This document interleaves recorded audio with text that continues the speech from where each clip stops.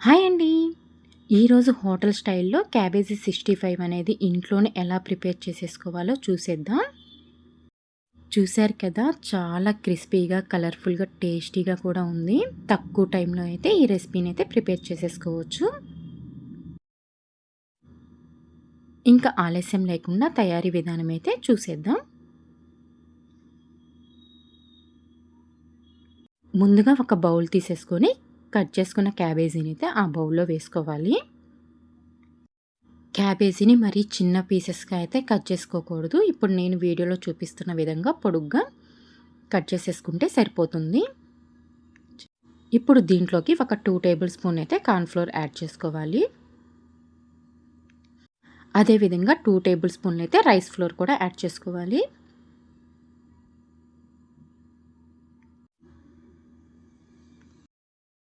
మనం ఎప్పుడు పిండి యాడ్ చేసుకున్నా ఈ విధంగా అప్పటికప్పుడు పిండి అయితే జల్లెడ పట్టేసేసుకొని వేసుకుంటే ఏమన్నా డస్ట్ ఉన్నా కూడా పోయిద్ది. ఇప్పుడు దీంట్లోకి కొంచెం గోబీ మంచూరియా పౌడర్ అయితే ఉంది. అదైతే యాడ్ చేస్తున్నాను. ఇది ఉంటే యాడ్ చేసుకోవచ్చు, లేకపోయినా స్కిప్ చేసేయొచ్చు. ఇప్పుడు మనం వేసుకున్న పౌడర్లన్నీ క్యాబేజీకి కలిసేటట్టయితే కలుపుకోవాలి.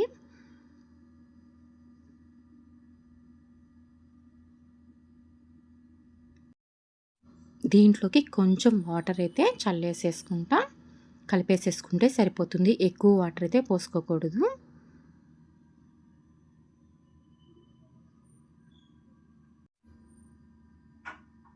ఈ విధంగా వాటర్ యాడ్ చేయటం వల్ల క్యాబేజీకి పిండి అయితే బాగా పడుతుంది కోటింగ్గా.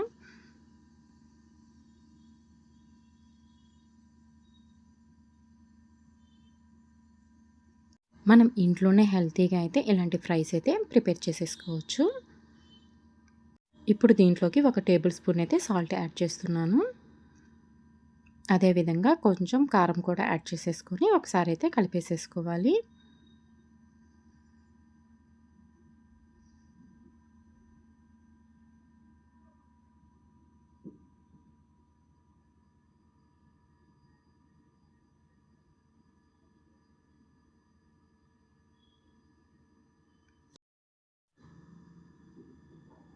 చూశారు కదా! అడుగున ఏమీ పిండి కూడా కనపడతలేదు. ఈ విధంగా మొత్తం అయితే క్యాబేజీకి కలిసేటట్టు కలిపేసేసుకోవాలి.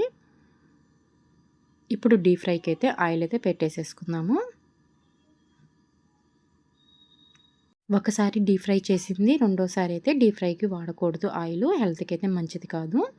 అందుకని చెప్పేసి నేను తక్కువ ఆయిల్‌తోనే డీప్ ఫ్రై అయితే చేసేసుకుంటాను. మనం ఎప్పుడు డీప్ ఫ్రై చేసినా కూడా దాంట్లోకి కొంచెం సాల్ట్ యాడ్ చేసుకుంటే ఆయిల్ అనేది ఎక్కువగా పీల్చదు. ఈ విధంగా మనం పకోడీలు ఎలా వేసుకుంటామో ఆ విధంగా అయితే వేసేసుకుంటే సరిపోతుంది. ఆయిల్‌లో వేయగానే కదపకూడదు. 1, 2 సెకండ్స్ అయితే అలా ఉంచేసేసి ఇంకా కలుపుకోవాలి.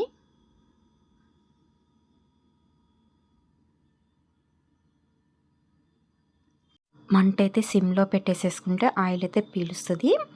అదేవిధంగా హైలో పెట్టేసేసుకుంటే లోపలైతే ఉడకదు. అందుకని చెప్పేసి మీడియం ఫ్లేమ్‌లో పెట్టేసేసుకొని ఫ్రై చేసేసుకోవాలి.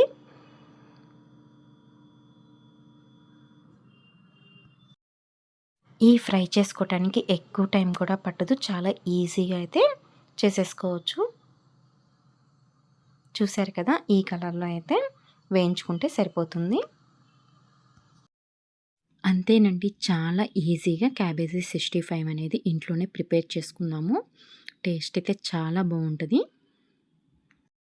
ఈ వీడియో నచ్చినట్టయితే please like, share and subscribe to my channel.